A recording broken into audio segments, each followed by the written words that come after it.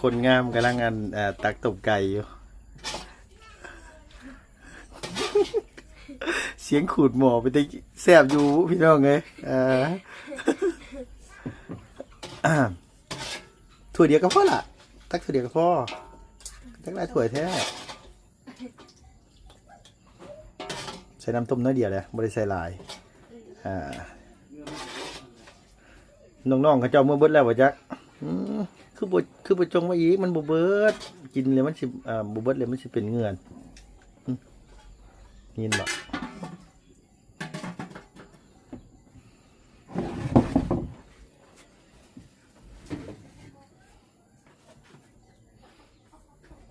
อันนี้อีหล่าบ่แบ่งมาบ่มันบ่เบิดได้นางเอ้ยต้องแบ่งไว้ก็ได้ล่ะแบ่งไว้ก่อนแบ่งไว้ซั่นๆก็มีแต่ใส่ตู้เย็นไว้หั่นน่ะใครสิกินเบิดนะเบิดก็ใส่ไปเลย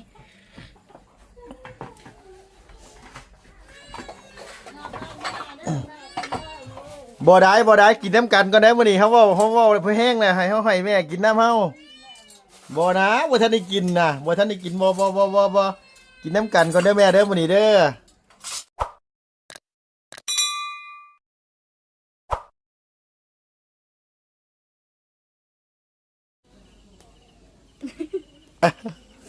นั่งยิ้มเปื่อยๆอยู่พี่น้องเอ้ยหายใจบ่ติดเลยฮ้อนนั่นว่าโอ้ยเดี๋ยวแป๊บนึงตั้งใจก่อนหายใจแทบบ่ฮอดท้องเพราะว่านั่งอยู่เรือนครัวกับน้องจันเฮ็ดกับข้าวน้องอันว่าหัวขึ้นมาซอยน้อยหนึงพี่น้องเมื่อกี้นี่ก็ได้พอดีว่าลาบไก่ซุยลาเพิ่นกินซิมแล้วเป็นจังได๋นางแซ่บบ่แม่นโอ้จักใจเลยได้แม่นอย่ามาตัวกันได้เฮ้ยบ่ได้ตัวแซ่บแท้บ่อันนี้นี่คือบ้านตัวเคยเฮ็ดกินอยู่บ่ล่ะหรือว่าบ่เคยแบบนี้บ่เคยแม่นอันนี้คือเทื่อแรกบ่แม่นเอาไปเฮ็ดงานอยู่เวียงหลายๆแบบว่าเฮ็ดหยังเนี่ยกับข้าวให้เพิ่นกินอีหยังสิเนี่ยมีแต่แกงกับคั่วซีนอ๋อมีแต่ครัวซีนแบบเป็นทางฝั่งไทยนี่คือผัดเนาะผัดใส่น้ำมันใส่บักเล่นนี่หยังสิเนาะใส่กะหล่ำปีอ๋อแบบนั้นเฮ็ดเป็นกะเพราหมูสับกะเพราหมูสับแม่นกะเพราหมูสับอีหยังสิพอได้อยู่คันลาบคันหยังสิเฮ็ดบ่ค่อยเป็นอ๋อบ่เคยเฮ็ดเนาะอันนี้ได้กินเทื่อแรกแต่อยู่บ้านตะกี้ก็บ่ได้เฮ็ดกินมาซะแบบนี้บ่เคยเฮ็ดแม่นส่วนหลายเพิ่นได้ไก่ได้หยังมาเพิ่นเฮ็ดได้กินแกงซื่อๆแกงเส้นไว้ส้มอหยังสิเนาะแกงเส้นไว้ส้มก็แซ่บอยู่ได้ล่ะพี่น้องแต่ว่าอันนี้คือพอดีบ่ไล่เพิ่นซื้อไก่ป่าทั้งยายๆเพิ่นมาขายเมื่อกี้นี่ก็เลยได้รับปากเพิ่นแล้วว่าสิลาบสู่กินให้น้องจันซิมแล้วลุงเมื่อยพี่น้องเอ้ยเฮ็ดแล้วมันอากาศมันร้อนโพดมันเมื่อยแห้งก็เลยซิมบ่ฮู้ว่ามันรสชาติเป็นแบบใดคันจันว่าแซ่บแล้วก็โอเคแล้วล่ะต้มได้ซะนะต้มแซ่บอยู่บ่ต้มก็แซ่บคือกันมีแต่แซ่บเนาะเอาเป็นเทื่อแรกเลยนี่อันว่าแบบเฮ็ดเนี่ยกินอยู่เพื่อนอีหล่าหัวเทื่อนึงเนี่ยเฮ็ดกับน้องหัวน่ะแกงนอตอนนั้นแกงหน่อไม้บ่บุญมันป้าว่าบ่ผ่านว่าซั่นว่าเพราะว่ารสชาติมันบ่จี๊ดจ๊าดปานใดเพิ่นซั่นว่าแกงบ่แม่นกับน้องหัวแหละตอนนั้นพี่น้องเอ้ยเอาสบายดีอีกรอบนึงเด้อโดยสาวสำน้อยปีนี้อายุ17ปีโดย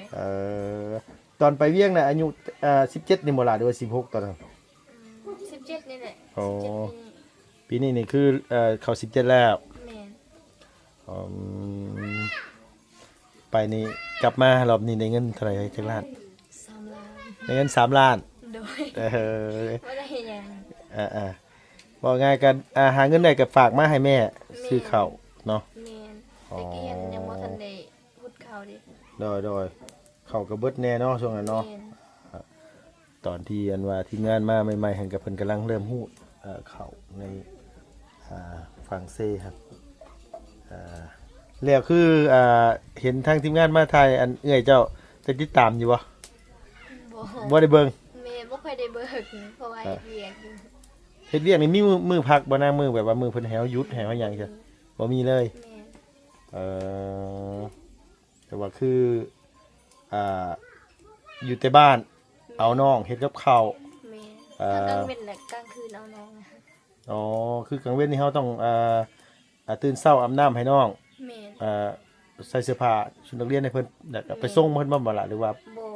แม่เราไปส่งเอง พ่อแม่เพิ่นไปส่งเอง เพราะว่าโรงเรียนเราไกล อ๋อคือเจ้าก็บ่ได้ไปส่งเนาะ แม่น คือมีหน้าที่เฮ็ดกับข้าวกับน้ำยามมื้อเช้าแต่งอยู่แต่งกินแล้วก็แล้ว แม่น ถูบ้านถูเฮือนนี่หยังสิเนาะ แม่น ผู้จัดการบ้านว่าง่ายซะ แม่น เออคือไปในจุดนั้นนี่คือแบบว่าเฮาโอกาสที่ได้ไปเที่ยวริมโขงริมหยังสิมีอยู่บ่นาง บ่ บ่มี แม่ อยู่ ไปแต่ซื้อเครื่องสำอาง เอาซื้อเครื่องใช้พวกครีมพวกอหยังสิเนาะ แม่น อ๋อมันพวกนั้นน่ะคือได้ออกไปอยู่เพิ่นพาไปหรือว่าเฮาไปเอง เพิ่นพาไป เพิ่นพาไป แม่น อ่า ถ้าเฮามีเงินเพิ่นก็พาไปเฮาบ่มีก็บ่ได้ไป อ๋อคือพวกเครื่องใช้ยาสีฟงสีฟันนี่หยังสินี่อยู่กับเฮาเบิดบ่ล่ะ แม่น ขึ้นกับเฮาเบิดเลย แม่น สบู่ยาสีฟงสีฟันนี่หยังสิเนาะ โดย แพบมีหยังสิได้ซะ เพิ่นก็ของเขา แพบน่ะคือของเพิ่นเครื่องซักผ้าพวกอหยังสิน่ะของเพิ่นเนาะล่ะเนาะ โดย คันพวกกันว่านี่คือของเฮาเองคันอยากสวยอยากงามก็ต้องจกเงินในกระเป๋าซื้อ โดย เลยแต่น้องหน้าน้องเพิ่นใสๆเด้อพี่น้องดูว่าอายุน้องเพิ่นยังน้อยดูว่าได้ใส่ยังไงนะหน้าคือใสแท้ดัง ครีมใส่น้ำ อ๋อโดยปกติผู้สาวขึ้นใหม่ไว้กำลังละอ่อนอยู่ มีคนคุยอยู่บ่ บ่มี บ่มีคนคุยเลย โดย โอ้ไปอยู่ไสมาผู้งามปานนี่ก็สิบ่มีคนบ่มี มักคนอันนี้เลยบ่มีเลย แม่น เอาเว้าง่ายๆตอนที่ไปเวียงหั่นยังบ่ทันได้ใหญ่ซ้ำ โดย อีหลาเรียนจบปานใด มาขึ้นม .1 แต่ว่าบ่มีรถก็เลยออก อ๋อจบป .5 จบประถมแล้วสิขึ้นต่อม .1 แม่น รถไปต่อบ่มี แม่น ไปต่อเรียนอยู่เมืองจันทน์เพิ่นเนาะ โดย ก็เลยบ่มีรถก็เลยออก โดย ตอนนั้นไปกับหมู่บ่ได้วันใด ไปอยู่เมืองจันทน์น่ะ โดย แม่นไปกับหมู่ไปเซ็งน้ำหมู่ ไปเซ็งน้ำหมู่แล้วก็ติดแล้วก็บ่ได้ไปต่อเลย แม่น ก็เลยออกว่าไงก็คือมันก็ค่อนข้างสิไกลแน่เอาแบบว่าคือตอนที่พ่อเราอยู่กับรถก็บ่ได้มีใช้บ่ซั่นนะ แม่นบ่มีหยังเลย รถจักรก็บ่ได้มีตอนนั้น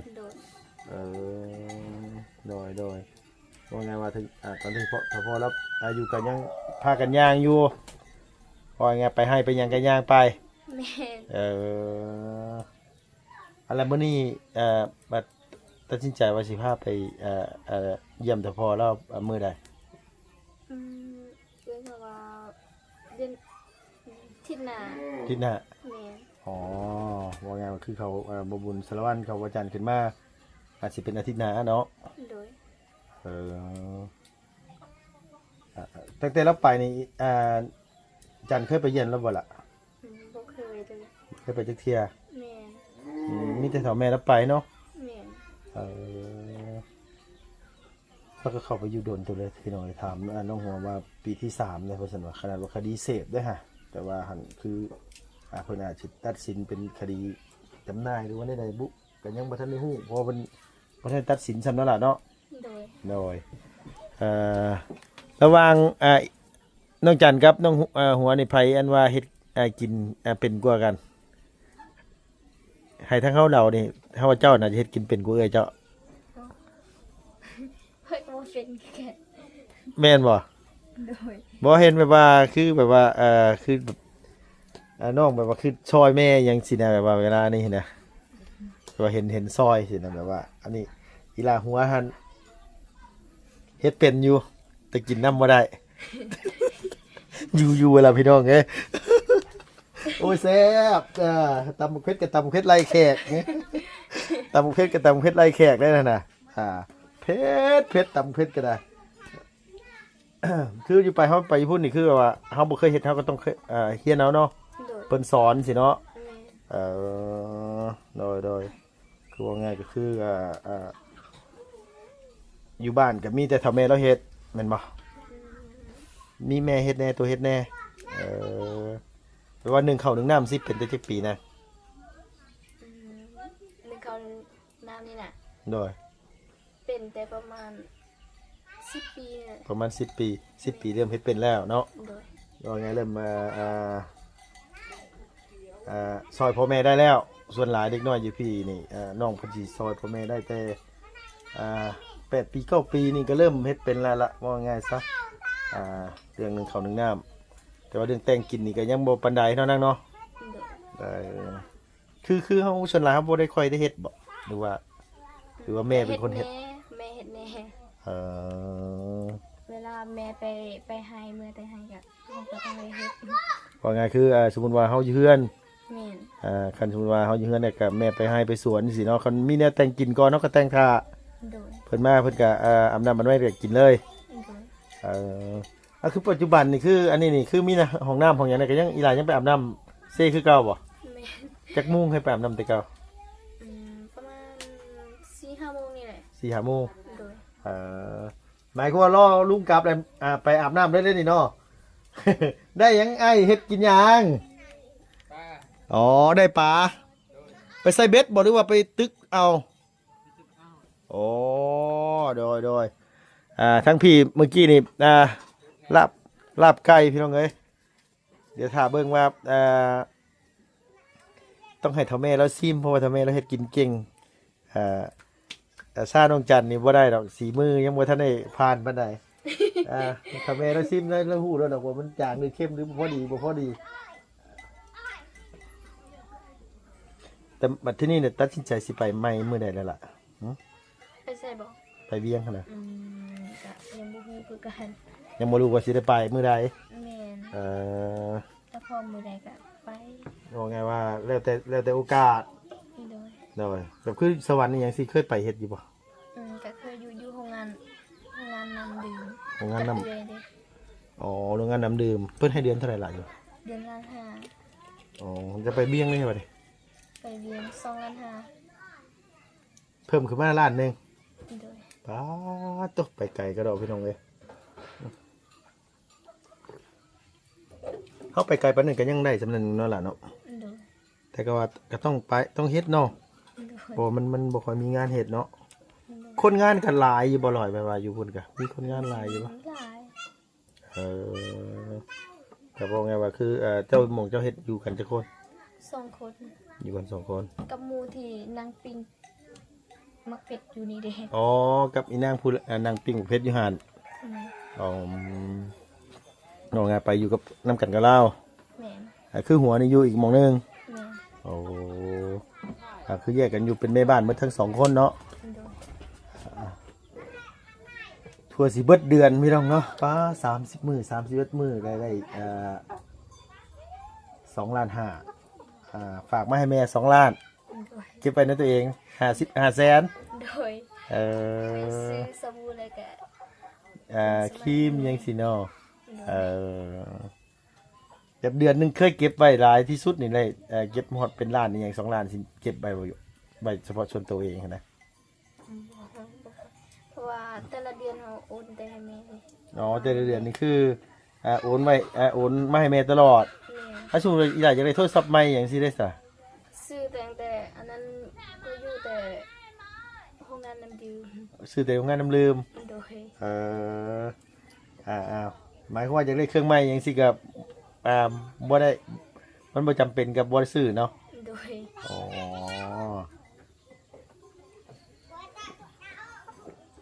แต่ว่าแบบว่าคือแบบเห็นหมูได้ถือรุ่นใหม่อย่างสิอยากได้แต่หมู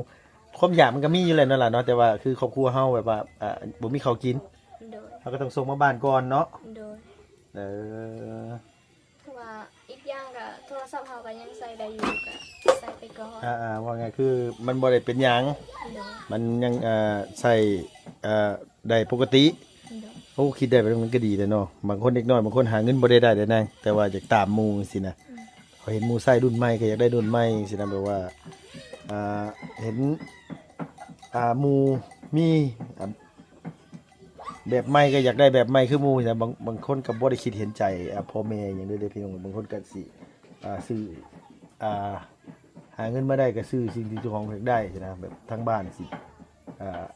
มีกินบ่มีกินเนี่ยก็แล้วใช่ไหมแบบบางคนมีแต่ว่าน้องเพิ่นถือว่าดีอยู่น้องเพิ่นยังคิดเห็นทั้งบ้านทั้งซองว่าโทรศัพท์พอใช้ได้ก็ใช้ได้ซุมื้อนี้ปัจจุบันใช้โทรศัพท์ยี่ห้อหยังเฮ้ย iPhone X iPhone X โดย โอ้ซื้อตอนนั้นราคาเท่าไหร่2,500,000 2,500,000โดยคันคือ iPhone 11 13มันคือซุมื้อนี่ก็ตกอยู่เท่าไหร่วะพี่น้องนี่ประมาณ 6-7 ล้านพุ่นเด้พี่น้องเอ้ยiPhone 11นี่ก็ตกอยู่คันอยู่ในเมืองก็อยู่แถวซิโนนี่ก็4 ล้านปลายเนาะเพิ่นว่าคันอยู่เวียงอย่างสิก็3 ล้านกว่ามาอยู่เมืองเซโปนนี่โอ้เงิน5 ล้าน 6 ล้านเพิ่นบอกอยู่เมืองเซโปนนี่ค่อนข้างสิแพงแน่มันไกลดีว่าแล้วก็มันมีหันค่าหลายเพราะมันเนาะนางเนาะ โดยเพราะว่าอาหารมันบ่ค่อยมีหลาย น้อย มีแต่ มันสิบ่ได้น้อยบ่เฮ้ยไอ้พวกที่เจ้าใส่มันสิบ่ได้น้อยใช่บ่ล่ะเคลียร์หาตัวหนังสือก็ซะบ่เห็นพุ่นแล้วเนาะนี่น้อยนะพี่น้องเอ้ยโอ้ยแต่แม่เราไปอันมาหาบน้ำมาเลยมื้อนี้อันยังเอาน้ำเซใส่อยู่เนาะล่ะเนาะ โดย เอาใจเย็นๆนะไงก็น้อยก็ได้ล่ะน้ำใส่น้ำซอยเพราะว่าทางทีมงานขึ้นมารอบหน้ากะสิเจาะน้ำให้น้องเพิ่นวางจะหนีไปกะสิลุงกะสิโทรหาบางทางเบาเสียงถามเรื่องเอาไฟเข้าให้อีหล่าเพิ่นนี่แหละเพิ่นเนาะเพราะว่าทางอ้ายเพิ่นให้เอาไฟเข้าให้เพราะว่าเพื่อนน้องเพิ่นต่อมาแต่เพื่อนพ่อใหญ่บ่ โดย ต่อมาแต่เพื่อนพ่อใหญ่ต่อแต่เพื่อนลุง ต่อแต่เพื่อนลุงเจ้า โดย อันนี้นี่คือหน้าบ่าวจะบอกเดือนลูกลุงลูกปะ ลุง ลูกลุงอ๋อเลยโอ้คนงามขยันเนาะ ผมไม่ เอาแม่แล้วไปอาบน้ำแล้วก็ไปอันนี้ให้โอ้เมื่อกี้ลุงเหยียบเมื่อกี้นี่เกือบเป็นหักหัวเลยคันทีมงานขึ้นมาไว้กับใครอยู่ดอกพี่น้องเพราะว่าอย่างสิได้สมซ่านให้ทางน้องเพิ่นแล้วก็เฮ็ดบันไดให้ใหม่น้ำแน่สุกเลย เดี๋ยวพี่ยังถือ บัทันกลับด้านบ้านตัวเอิ้นว่าได้ไหนก็ละ กระยก กะโยนี่คือปีนข้าวโอ้แม่นบ่หัว สวัสดี เลยมาทำทาหน้าเศร้าอีกเด้อมาดุกขนไก่ซอยนั่นเดียวนึงแกเศร้าอีกแหละ วันที่สาม แบบนั้นแน่แจ็คแซ่บบ่แซ่บอย่าว่ากันเด้อคันบ่แซ่บก็อย่าเว้ากันเด้อเว้าอีหลี เสร็ เด้ จอยู่แล้ว เว้าอีหลีบ่แซ่บก็อย่าเว้ากันเด้อแจ่วยังบ่ทันได้แต่งอยู่นั่นน่ะยังเหลืออยู่แจ่วเดี๋ยวสิตักใส่ถ้วยแท้เดี๋ยวเสร็จให้กินดอกมื้อนี้นะเอาสัญญาเลยเด้อนี่บ่ได้ค่อยเฮ็ดให้ไปกินง่ายๆนะนอกจากทีมงานแท้เว้าอีหลีพี่น้องก็สิว่าบ่เชื่อเห็นเฮ็ดให้กินตลอดสิว่าล่ะเหมือนแกงหน่อไม้น้ำหัวเนาะบ่บุญว่าบ่แซ่บก็เลยเสียเครดิตไปหน่อยนึงพี่น้องเอ้ย บอกว่าเสร็จ แต่ว่าน้องจันยังบ่ทันได้กินน้ำจักเที่ยอยู่เนาะจันเนาะ โดย มาในมื้อที่เท่าไหร่แล้วล่ะมื้อนี้ วันที่21แล้วก็ มื้อนี้วันที่31อีหลามามื้อที่24 25บ่ วันพุธนี่แหละใช่ไหม อ๋อ วันที่28 29 วันที่28 29 โดย ก็ได้หลายมื้อเต็มแล้วเนาะคุณเคยกับทีมงานแล้วฮู้จักกันแทบจะทุกคนแล้วเนาะ โดย บอกถึงเด็กกับพี่น้องเลยตำเจียวไว้ยังไม่ทันได้ปรุงอยู่เอาถ้วยมาอยู่นะเอาถ้วยมาเยอะถ้วยมาอยู่เนาะพี่น้อยเขาเจ้าสิว่าเล่นลงทงกับโบปานสิว่าอีกแหละ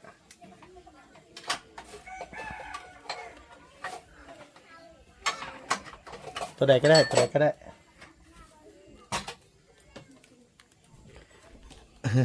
มาจับให้เนี่ยบ่ได้มีวิธีอย่างใดตำแจ่วกับพอดีว่าสิตำแจ่วสิก็ต้มไก่เอาพี่น้องเลยสบายดีพี่น้องเด้อบ่สุขสุขคนบ่แม่นอย่างนี้ที่หน้าแหล่ๆนี่บ่แม่นอย่างนี้เมื่อยอันว่าตากตากไฟ กินปลาแดกอยู่บ่ กิน เรากินปลาแดกอยู่บ่กินนี่เนาะ โดย ฉันกินกับซีไซน้อยนึงเป็นมาบ่กินสะดอกว่าเจ้าสีดาเอานี่นะน้องหัวยังมักปลาแดกอยู่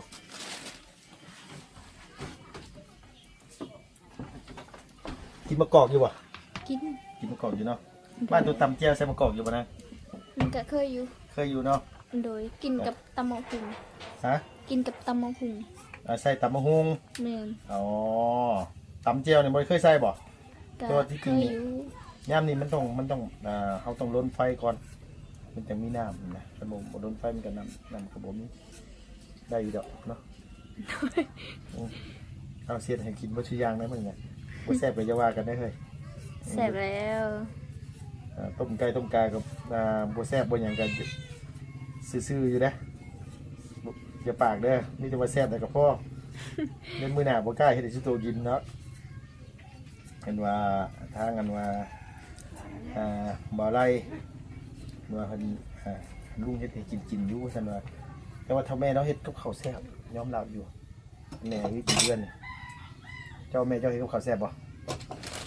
เจ้าแม่เจ้าเฮ็ดกับข้าวแซ่บบ่ แซ่บ แม่เจ้าเฮ็ดกับข้าวแซ่บดีต้องยอมรับเลยเคยไปกินหลายหม่องอยู่เลยแต่ว่าเราเฮ็ดแซ่บกว่าหมกหลายทีนะ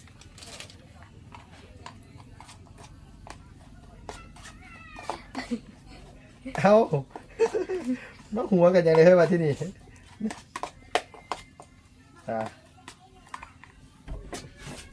โอ้ยมาทางนี้ก่อนเป็นอย่างจังบ้าหัวเดี๋ยวพาว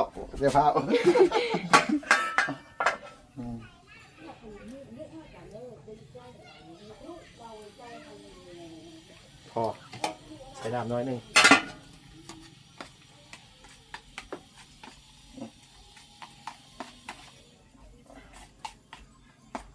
ได้แล้วอาจารย์ได้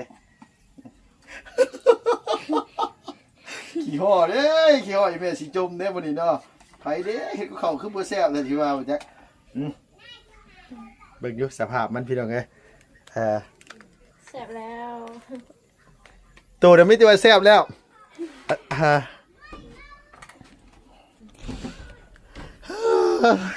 ก็พี่น้องเอ้ยน้องเพิ่นกำลังสิซวยข้าว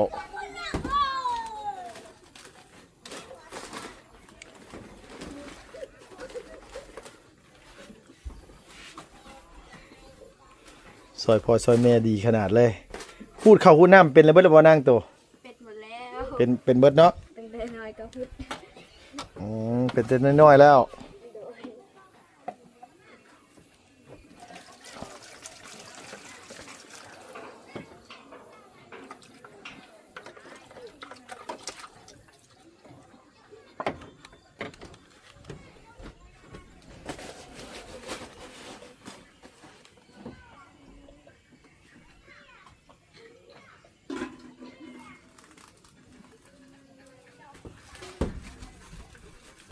นี่ เย็ดไล่กันได้เลยเอาไปน้องเลยโอเคหุ่นมีแต่ว่าให้อีหล่าเพิ่นอันนี้ก่อนลงไปข้างล่างก่อนแม่กินข้าวน้ำเนเด้อแม่เด้อมื้อนี้เด้อกินน้ำเนเด้อมื้อนี้นะเขาตั้งใจเฮ็ดอีดีแล้วมื้อนี้นะคันบ่แซ่บนี่จังว่ากันเด้อต้องให้แม่มากินน้ำพี่น้องเอ้ยมื้อนี้ตั้งแต่ฮู้จักกันกับแม่บ่เคยกินข้าวน้ำกันจักเที่ยฮะโดยกินอยู่แม่ก็กินแต่แม่เนาะนี่อย่าให้มากินร่วมกันนี่นะมากินร่วมผ้านี่นะโดยเนาะโดยจักน้อยก่อนพี่น้องเอ้ยเดี๋ยวน้องเพิ่นสิย่อมา คนงามกำลังตักตบไก่อยู่ เสียงขูดหมอไปได้แซ่บอยู่พี่น้องเอ้ยถั่วเดียวก็พอละตักถั่วเดียวก็พอตักหลายถั่วแท้ใส่น้ำต้มน้อยเดียวเลยบริใส่หลายน้องๆเขาเจ้าเมื่อเบิดแล้วว่าจักคือบ่จงมาอีกมันบ่เบิดกินเลยมันสิบ่เบิดเลยมันสิเป็นเงื่อนยินบ่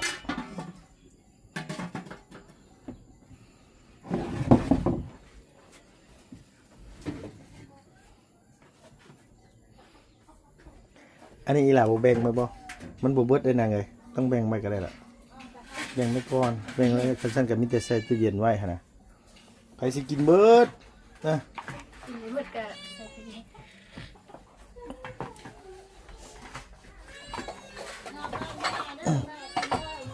บ่ได้กินน้ำกันก็ได้มื้อนี้เฮาเว้า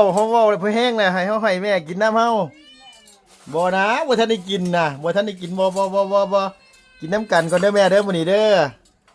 อยากเห็นอีแม่นั่งกินข้าวน้ำกัน3คนนี่นะมื้อนี้นะโอ้มีแต่ว่าอิ่มมันยังบ่ทันได้ลงมือหยังเลยก็อิ่มแหละโอ้ยเนาะอืม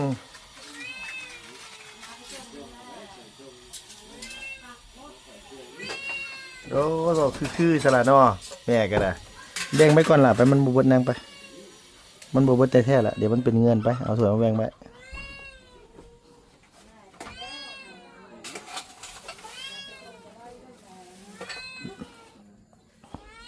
ตักไว้หลายๆโลดมันบ่เบิดไป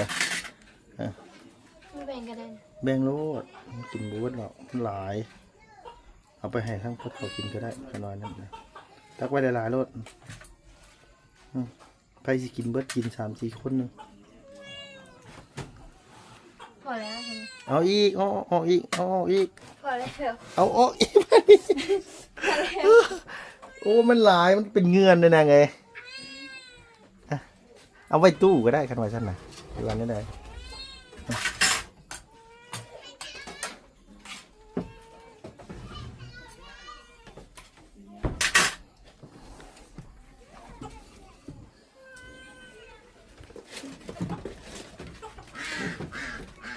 เฮ้ยรับได้เฮ้ยโอ้ยโอ้ เอออ่า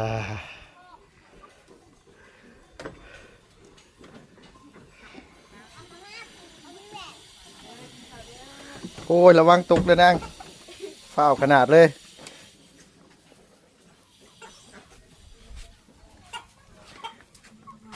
ใช่แม่อยู่ใช่นะแม่ไปแม่ไปกินข้าวเนาะ เข้าใจนะหนูจะใส่ยาใส่ โอ้ยใส่อันน้องๆเพิ่นไปใส่เบิดบ่ไรน่ะ เข้ามือ เมื่อวันละ บ่ว่าติเฮ็ดปักลายนึงเด้อหั่นน่ะ ลูกกินกับซ้ำแม่กินนะ โอ้ยคือบ่ซ้ำเนี่ยเนาะท้องไว้ท้องมันแอ่ะม่เบาๆว่ายังเนาะ โอ้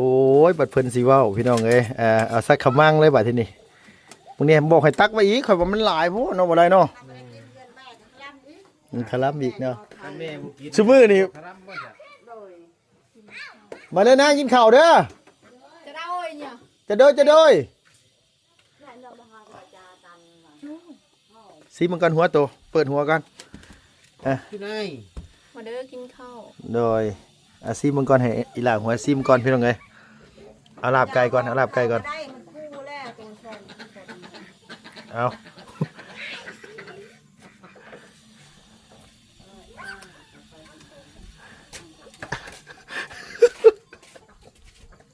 แซ่บมักซิบมักเศร้าเลย ใช่พรซีมึงอยู่นะพรซีมึงก่อน ไอ้ ตัว สุพร โมเมนต์น้องจันโอ้ยตายแล้วพี่น้องเอ้ยเคยเอิ้นแต่อีหลานะบ่เห็นมาใกล้ซุมื้อนี่จักสั่งกันตอนไหนบุญนั่นน่ะซิมอยู่จัน แซ่บแล้ว ซิมมังกรมันต้องได้คำยืนยันจากหลายคนเด้อเฮ้ยแซ่บแฮง แซ่บแห้ง แซ่บบ่นะ เลยดึง มาไล่ ปั๊บ มา มีข้าวอะไรมา ตัด มา ร้อย ข้าวน้ำกัน โอ้ทางอันน้องอันโบมาซ้ำเนาะอันทางอีหลาเพิ่นนั่นน่ะบริชิมสีมือลุงเฮิร์นเนาะ วาสนาบุญปากบ่ฮอดสีมือลุง จะกินมาดู เอากินข่อยจะข่อยเมื่อยข่อยยังบ่ทันได้อยากครับเอาอีก จะกินทอดได้ก็ออกป้าจะได้ คำนี่ได้เนาะเพื่อเล่นเพื่อหาน้องอาเจียงอีกได้เนาะ แม่ ไปซื้อเลขกับเราเนาะ น้อย เราบอกเลขเด็ดได้มื้อนี้พี่น้องเอ้ยโอเคซะมีแต่ว่าเอาสบายดีเด้อซันเด้อสบายดีพี่น้องก่อนเนาะเดี๋ยวพี่น้องเอ้ยกินข้าวกินน้ำน้ำกันก่อนมาเด้อพี่น้องเด้อสำหรับคลิปนี้ เราอยู่ ไปแล้วพี่น้องบ๊ายบายสบายดีเด้อ